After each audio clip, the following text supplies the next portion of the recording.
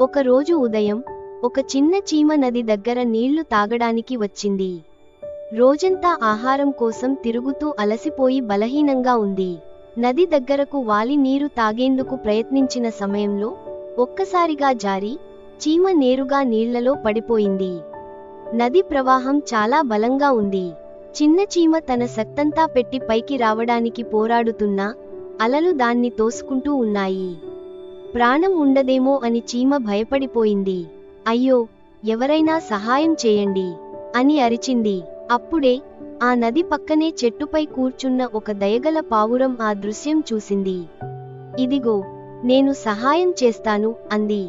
వెంటనే పావురం చెట్టు నుండి ఓ పెద్ద ఆకును పీకి నదిలో చీమ దగ్గరగా పడేలా వదిలింది.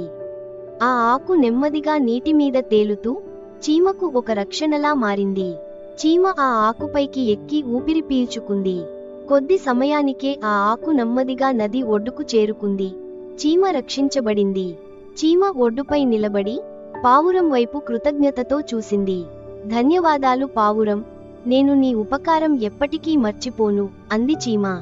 కొన్ని రోజులు గడిచాయి. ఒక మధ్యాహ్నం అదే పావురం ఓ చెట్టు కొమ్మపై ప్రశాంతంగా కూర్చుంది.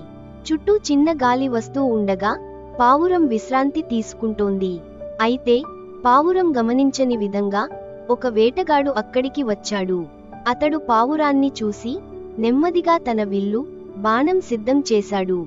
తన లక్ష్యం పావురమే. అదే సమయంలో భూమిపై ఆహారం కోసం తిరుగుతూ ఉన్న చిన్న చీమకు వేటగాడు కనిపించాడు.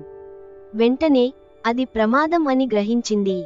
పావురం తనను ఎంత మంచిగా రక్షించిందో చీమకి గుర్తొచ్చింది. అయ్యో, నన్ను కాపాడిన పావురం ప్రమాదంలో ఉంది అని చీమ అనుకుంది. చీమ వెంటనే అతని వైపు పరిగెత్తింది. చిన్న చీమ తన శక్తినంతా పెట్టి వేటగాడి పాదం వద్దకు పరుగెత్తి వెళ్లి గట్టిగా కరిచింది. అయ్యో అని వేటగాడు అరిచి వెనక్కి దూకాడు. అతని షాట్ తప్పిపోయింది. అతని బాణం తప్పు దిశలో ఎగిరిపోయింది. ఆ శబ్దం విని పావురం వెంటనే ఎగిరిపోయి ప్రాణాలు దక్కించుకుంది. ఆకాశంలోకి ఎగిరిన తర్వాత కింద చిన్న చీమ కనిపించింది. ఏం జరిగిందో పావురం వెంటనే అర్థం చేసుకుంది.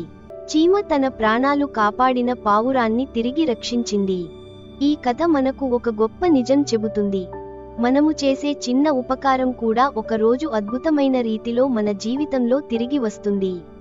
పావురం చీమను కాపాడినప్పుడు అది ఏ ప్రతిఫలం ఆశించలేదు. అలాగే చీమ కూడా చిన్నదైనా తన వల్ల అయినంత సహాయం చేసింది. ఉపకారం చేయడానికి పెద్దవాళ్లం కావాల్సిన పనిలేదు, బలవంతులు కావాల్సిన అవసరం లేదు. మన హృదయంలో దయ సరిపోతుంది. మన మంచితనం ఎవరూ మరిచిపోరు. ఎంత చిన్న సహాయం చేసినా అది ఒకరోజు మనకు రక్షణగా, సాయంలాగా లేదా అవకాశంగా తిరిగి వస్తుంది. దయ, సహాయం, మంచితనం ఇవన్నీ ఎప్పుడూ వృధా కావు.